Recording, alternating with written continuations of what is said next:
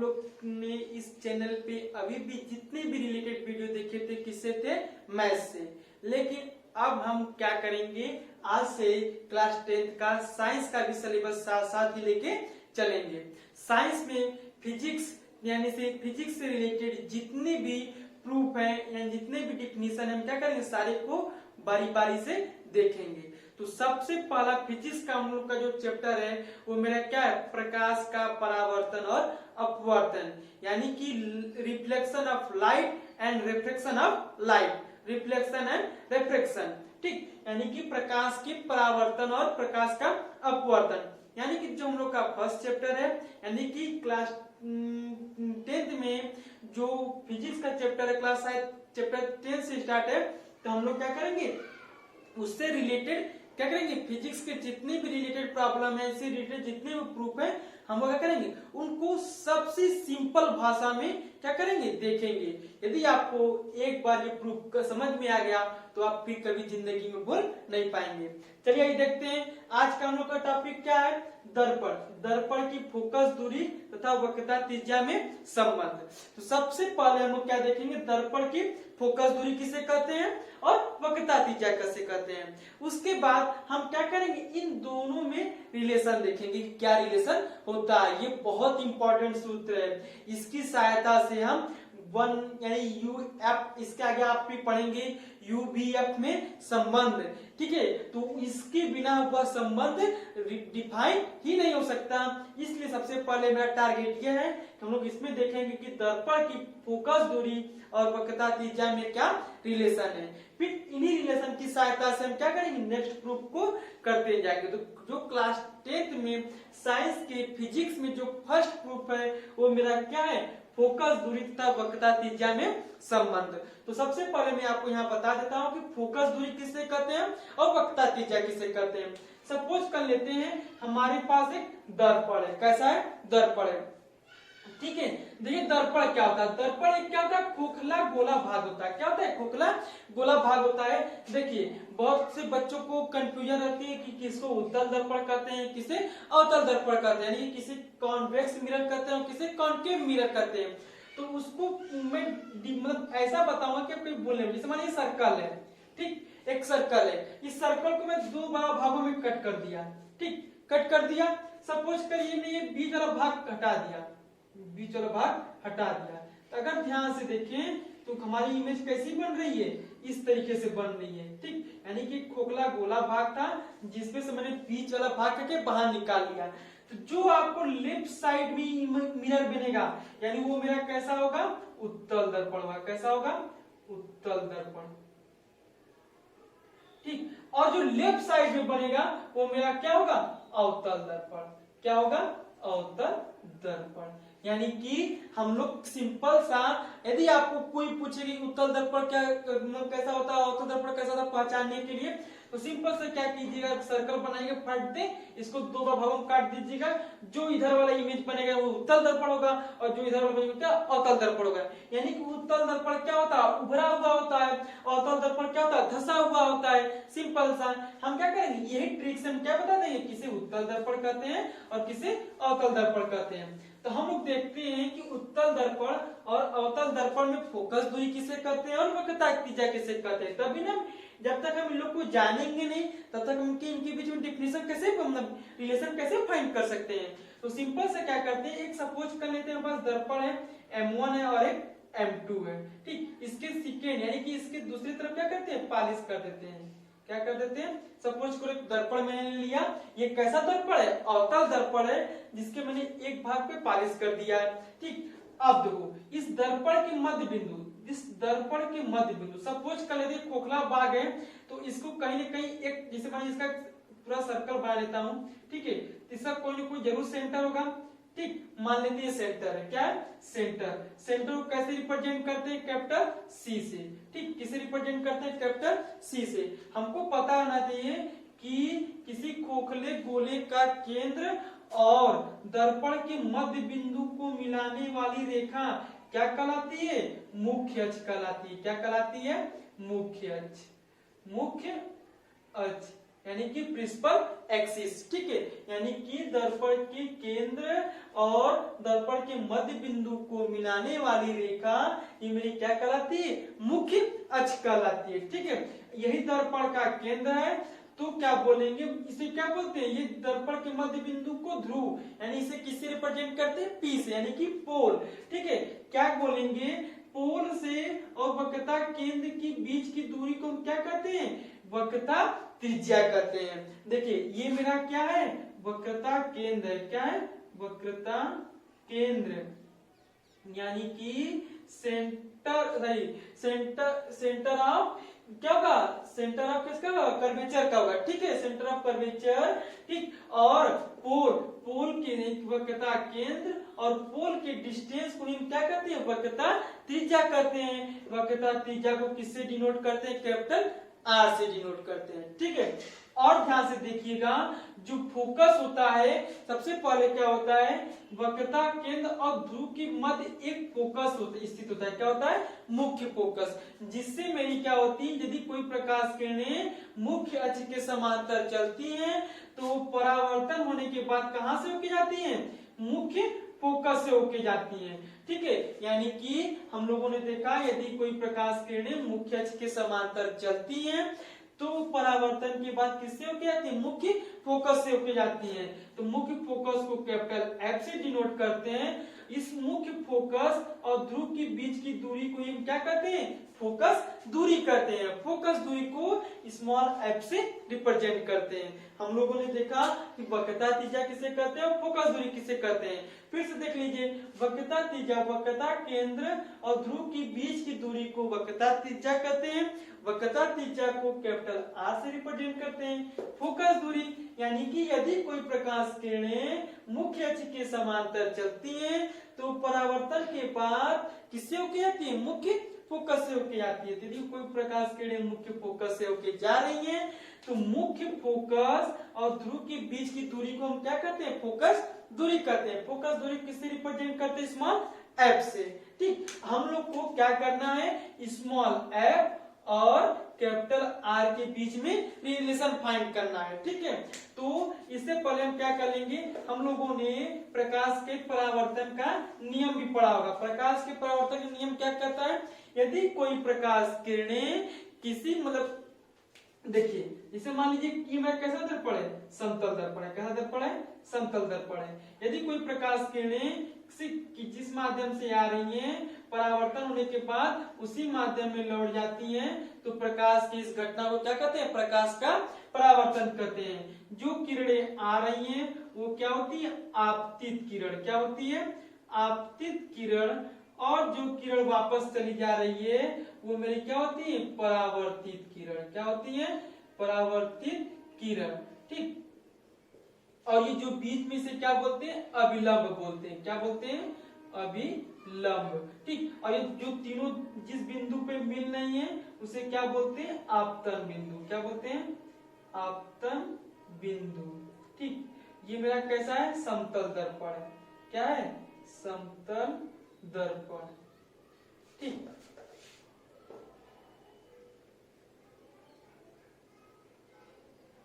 समतल दर्पण, ठीक है।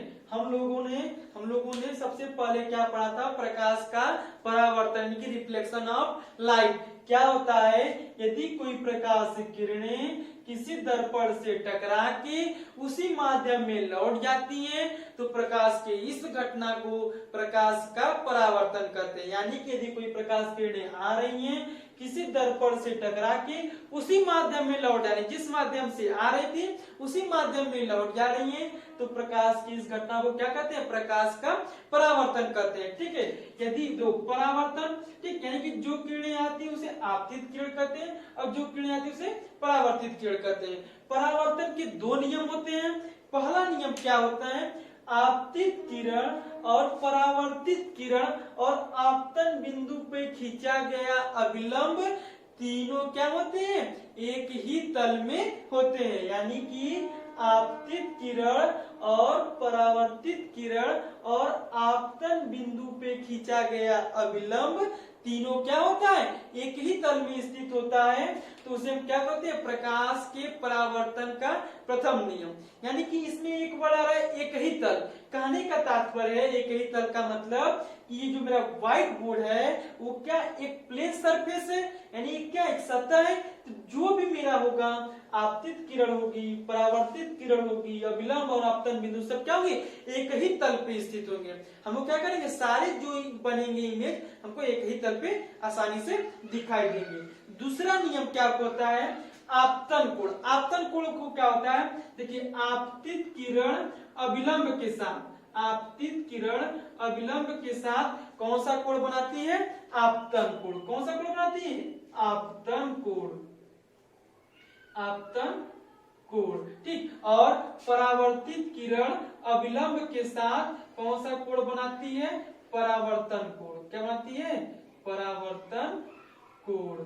यानी कि इसको आर से रिप्रेजेंट करते हैं, यानी कि आपतित किरण अभिलंब के साथ एंगल आई यानी आपतन कोण निर्माण करती है, और परावर्तित किरण अभिलंब के साथ परावर्तन कोण निर्माण करती है। तो परावर्तन का सेकेंड नियम क्या कहता है, आपतन कोण और परावर्तन कोण सदैव क्या होते हैं, आपस में बराबर होते हैं। यानी कि angle i equal angle r. यानी कि परावर्तन के द्वितीय नियम क्या होते हैं, परावर्तन का द्वितीय नियम कहता है कि आपतन कोण और परावर्तन कोण क्या होते हैं, सदैव आपस में बराबर होते हैं। यानी कहने का तात्पर्य है कि यदि आपतित किरण जिस एंगल से आ रही है उसी एंगल पे क्या है, वापस लौट जाएगी। इसी घटना को हम प्रकाश का परावर्तन करते हैं, ठीक। इसी की सहायता से हम क्या करेंगे, दर्पण की फोकस दूरी और वक्रता त्रिज्या में क्या करेंगे, संबंध फाइंड करेंगे। तो चलिए आइए देखते हैं कैसे हम फाइंड करेंगे। तो सबसे पहले क्या करते हैं, ठीक, ये देख लेते हैं। हम लोगों ने देख लिया प्रकाश के यानी कि फोकस दूरी किसे कहते हैं, वक्रता त्रिज्या किसे कहते हैं, और हमने प्रकाश के परावर्तन का नियम भी पढ़ लिया, ठीक है। देखिए अब हम लोग पढ़ेंगे जैसे ये दर्पण, दर्पण में इमेज कैसे बनता है, ठीक है। दर्पण की इमेज के तीन कंडीशन होते हैं, ठीक है। मान लेते हैं अवतल दर्पण है, ठीक है, इसके तीन कंडीशन होते हैं कि इमेज कब कैसे बनता है, ठीक। ये जैसे मान लेते हैं ये ध्रुव है, और मान लेते हैं ये मुख्य फोकस है, और ये मान लेते हैं सेंटर वक्रता केंद्र है, ठीक। देखिए प्रतिबिंब कब कब कैसे बनेगा, यदि कोई किरणें, केवल तीन नियम होते हैं प्रतिबिंब बनने के। ध्यान से देखिए, पहला नियम क्या कहता है, यदि कोई प्रकाश किरणें मुख्य अक्ष के समांतर चलती है, यानी मुख्य अक्ष मेरा क्या है, यही मुख्य अक्ष मेरा, ये मेरा क्या है, मुख्य अक्ष है, मुख्य अक्ष यानी कि प्रिंसिपल एक्सिस यानी मुख्य अक्ष। यदि कोई प्रकाश की किरणें मुख्य अक्ष के समांतर चलती हैं तो प्रकाश परावर्तन होने के बाद किससे होके जाएंगी, मुख्य फोकस से होके जाएंगी। पहला नियम, पहला नियम क्या कहता है, यदि कोई प्रकाश किरणें मुख्य अक्ष के समांतर चलती हैं तो परावर्तन के बाद किससे होके जाती है, मुख्य फोकस से होके जाती हैं। दूसरा नियम क्या कहता है, यदि कोई प्रकाश किरणें वक्रता केंद्र से होके जा रही है, किससे होके जा रही है, वक्रता केंद्र से होके जा रही है, तो जैसे ही जाएंगी उसी तरह क्या है, वापस चली जाएंगी। यानी कि वक्रता केंद्र से प्रकाश की किरणें जाने वाली, जैसे ही जाएंगी परावर्तन के पास से उसी मार्ग पे वापस लौट आती हैं, ठीक। तीसरा नियम क्या कहता है, यदि कोई प्रकाश की किरणें मुख्य फोकस से होके जाती है, मान लेते हैं कि कोई प्रकाश किरण मुख्य फोकस से होके जा रही है, ठीक है। तीसरा नियम क्या कहता है, यदि कोई प्रकाश किरणें मुख्य फोकस से होके जा रही हैं तो परावर्तन के बाद कैसे जाती हैं, मुख्य अक्ष के समांतर चलने लगती हैं। देखिए पहला नियम क्या कहता है, यदि कोई प्रकाश की किरणें मुख्य अक्ष के समांतर जाती हैं तो वो मुख्य फोकस से होके जाती हैं। दूसरा नियम, यदि कोई प्रकाश किरणें वक्रता केंद्र से होके जाती हैं तो उसी तरह वापस लौट आती हैं। तीसरा नियम, यदि कोई प्रकाश की किरणें मुख्य फोकस से होके जा रही हैं तो परावर्तन के बाद कैसे गति करने लगेंगी, मुख्य अक्ष के समांतर गति करने लगेंगी। प्रतिबिंब बनने के यही तीन नियम होते हैं, इन्हीं तीनों नियम से मैं क्या होता है, प्रतिबिंब बनता है। तो अब हम लोग क्या देखेंगे, अब हम लोग देखेंगे फाइनली कि दर्पण की फोकस दूरी और वक्रता त्रिज्या में संबंध क्या होता है, ठीक है। सपोज कर लेते हैं एक वस्तु है यहाँ से, ठीक है, कोई प्रकाश किरण निकल रही है, मान लेते हैं दर्पण का क्या है, वो ध्रुव है, और मान लेते हैं मेरा क्या है, फोकस है, और ये मान लेते हैं मेरा क्या है, सेंटर है, यानी कि मुख्य फोकस और वक्रता केंद्र। सपोज कर लेते हैं यदि कोई प्रकाश की किरणें मुख्य अक्ष के समांतर गति कर रही है, कैसे गति कर रही है, मुख्य अक्ष के समांतर गति कर रही है, तो दर्पण से परावर्तन के बाद किससे होके जाएगी, मुख्य फोकस से होके जाएगी। किससे होके जाएगी, मुख्य फोकस हो गया, मान लेते हैं ये पॉइंट मुख्य फोकस है, ठीक है। यानी कि यदि कोई प्रकाश की किरणें मुख्य अक्ष के समांतर चलती हैं तो परावर्तन के बाद किससे होके जाती हैं, मुख्य फोकस से होके जाती हैं। ये हम लोग देख लिया, ठीक। अब क्या करते हैं, मान लेते हैं ए, ठीक है, ए पॉइंट से प्रकाश किरणें निकल रही हैं, बी पॉइंट पे परावर्तन हो रही हैं और ये एफ, ठीक ठीक।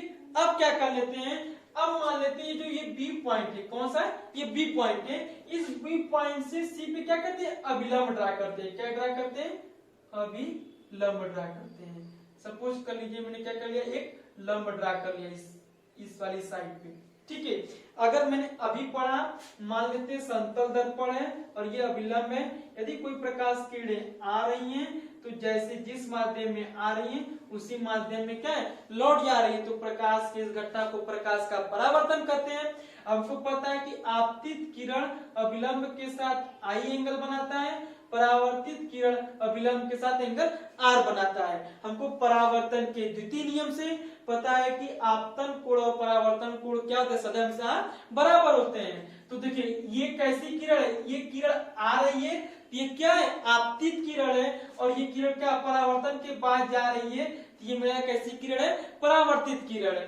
तो देखो ये अभिलंब है, तो आपतित किरण अभिलंब के साथ कैसा एंगल बनाएगा, एंगल आई, यानी कि आपतन कोण का निर्माण कर लेगा। और ये परावर्तित किरण यानी कि परावर्तन होने के बाद वापस आ रही है, तो ये अभिलंब के साथ कैसा कोण बना लेगी, परावर्तन कोण आर बना लेगी। अब हमको पता है, ठीक है। अब हम सपोज कर लेते हैं, ठीक है, मान लेते हैं ये कोई अल्फा एंगल है, कैसा एंगल है, अल्फा एंगल है, ठीक है। और मान लेते हैं कैसा एंगल है, ये बीटा एंगल है, कैसा एंगल है, अल्फा और बीटा मैंने एंगल मान लिया। अब क्या करते हैं, इस बी पॉइंट पे इस मुख्य अक्ष पे एक लंब ड्रा करते हैं, क्या करते हैं, एक लंब ड्रा करते हैं। देखिए लंब ड्रा किया, सपोज करिए इसका नाम दे बी एम दे दिया, क्या दे दिया, एम दे दिया, ठीक है। मैंने क्या किया, इस रेखा पे एक लंब ड्रा किया। तो सबसे पहले क्या करेंगे, लिखेंगे प्रकाश, पहली लाइन, प्रकाश के परावर्तन के द्वितीय नियम से, प्रकाश के परावर्तन के द्वितीय नियम से। द्वितीय नियम क्या कहता है, angle i equal angle r, इसे क्या कर देंगे, इसे इक्वेशन फर्स्ट दे देंगे। हमने देखा प्रकाश के परावर्तन के द्वितीय नियम से हमको पता है angle i equal angle r होता है, ठीक है। अब हम क्या करेंगे, अब हम देखेंगे, ठीक है। यदि आप लोग बताइए, आप लोग बताइए, लोग प्रीवियस कक्षाओं में आप लोगों ने देख चुका है, जैसे सपोज कर लीजिए, ठीक है, जैसे मान लेते हैं एक दो पैरेलल लाइन है, दो क्या है, समांतर लाइन है, ठीक है। यदि दो समांतर लाइन है, ठीक है, यदि दो समांतर लाइन को कोई एक लाइन क्या कर रही है, इंटरसेक्ट कर रही है, यानी कि प्रतिच्छेद कर रही है। यदि दो समांतर रेखाओं को एक रेखा प्रतिच्छेद कर रही है, तो हमको पता है कि ये वाला एंगल और ये वाला एंगल आपस में क्या होता है, बराबर होता है। कैसे, एकांतर कोण के नियम से। किससे, एकांतर कोण के नियम से। यानी कि यदि दो पैरेलल लाइन है, यदि उस दो पैरेलल लाइन को कोई एक लाइन इंटरसेक्ट कर रही है, तो ये वाला एंगल और ये वाला एंगल आपस में क्या होगा, बराबर होगा, यानी किससे, एकांतर कोण से, ठीक है। तो हम क्या लिख सकते हैं कि angle I, angle i equal angle alpha, क्या लिख सकते हैं, angle i equal angle alpha लिख सकते हैं। यहाँ पे ब्रैकेट में लिख लेना एकांतर कोण से, किससे, एकांतर कोण से, किससे, एकांतर कोण से, ठीक। यानी कि हमको पता है एंगल आई और एंगल अल्फा आपस में क्या होंगे, बराबर होंगे। कैसे, एकांतर कोण से। देखिए कैसे, देखिए एक लाइन ये है समांतर रेखा वाली और एक लाइन है ये मुख्य अक्ष रेखा वाली, ठीक है। इस लाइनों को एक लाइन कट कर रही है अभिलंब, जैसे मान लीजिए ए है, ये बी है, ये सी है, यहीं पे एंगल आई बन रहा है, तो यही एंगल अल्फा है। तो हम क्या बोल सकते हैं, angle i equal angle alpha. कैसे, त्रिभुज के यानी कि एकांतर कोण से नियम से, किससे, एकांतर कोण के नियम से, ठीक है। इसे इक्वेशन क्या कर लेना, सेकेंड सपोज कर लेना। क्या सपोज कर लेना, इक्वेशन 2। फिर देखते हैं यदि समीकरण 1 व 2 से, समीकरण 1 व 2 से, समीकरण 1 व 2 समीकरण यानी I equal to angle are है और आई इक्वल टू अल्फा है, तो हम क्या लिख सकते हैं, angle alpha equal to angle r लिख सकते हैं। किसी कोई दिक्कत, नो, ठीक है। अब हम ध्यान से देखेंगे, ठीक है। अब आप बताइए, आप लोगों ने प्रीवियस कक्षा 9 में पढ़ चुका है, यदि किसी त्रिभुज के दो कोण बराबर होते हैं तो उनकी दो भुजाएं भी क्या होती हैं, आपस में बराबर होती हैं। देखिए, यानी कि अगर हम इस त्रिभुज में देखें, त्रिभुज CBF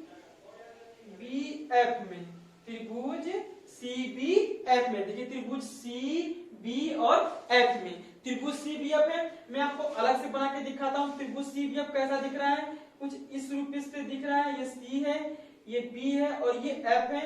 यहाँ पे एंगल अल्फा है और यहाँ पे एंगल R है, ठीक है। यहाँ पे देखिए ये CBF अल्फा और ये F है, ठीक। अब हमको पता है किसी त्रिभुज के दो कोण क्या आपस में बराबर हैं, तो इनकी दो भुजाएं क्या होंगी, आपस में बराबर होंगी। किससे बराबर होंगी, समद्विबाहु त्रिभुज से। किससे बराबर होंगी, समद्विबाहु त्रिभुज से। त्रिभुज CBF में क्या लिखेंगे, CF इक्वल BF, क्या लिख लेंगे, CF इक्वल BF और ब्रैकेट में लिख लेना समद्विबाहु त्रिभुज, समद्विबाहु त्रिभुज से, त्रिभुज से। कैसे, हम लोगों ने अभी बताया, हम लोगों ने प्रीवियस कक्षाओं में पढ़ते हुए आ रहे हैं। क्या, यदि किसी त्रिभुज के दो कोण आपस में बराबर होते हैं तो उनकी दो भुजाएं भी क्या होती हैं, आपस में बराबर होती है। जिसमें दो कोण क्या है, अल्फा और आर है, दोनों आपस में क्या है, बराबर है। तो हम क्या बोल सकते हैं, जितनी CF की दूरी है वही मेरी क्या है, BF की भी दूरी है। और हम, ठीक है, अगर हम ध्यान से देखें तो हमको पता है कि फोकस यानी कि मुख्य फोकस, हमको पता है किसी दर्पण का ध्रुव और वक्रता केंद्र का मध्य में क्या स्थित होता है, मुख्य फोकस स्थित होता है। यानी कि हम लोगों ने देखा कि मुख्य फोकस कहाँ स्थित होता है, दर्पण के ध्रुव और वक्रता केंद्र के बीच में स्थित होता है। तो हम यह भी बोल सकते हैं साथ साथ, जितनी CF की डिस्टेंस है उतनी मेरी क्या है, PF की भी डिस्टेंस है। तो हम क्या लिख सकते हैं, CF इक्वल PF लिख सकते हैं, ठीक। यानी कि अगर हम देख रहे हैं CF बराबर BF है और CF बराबर क्या है, PF है, तो हम क्या लिख सकते हैं,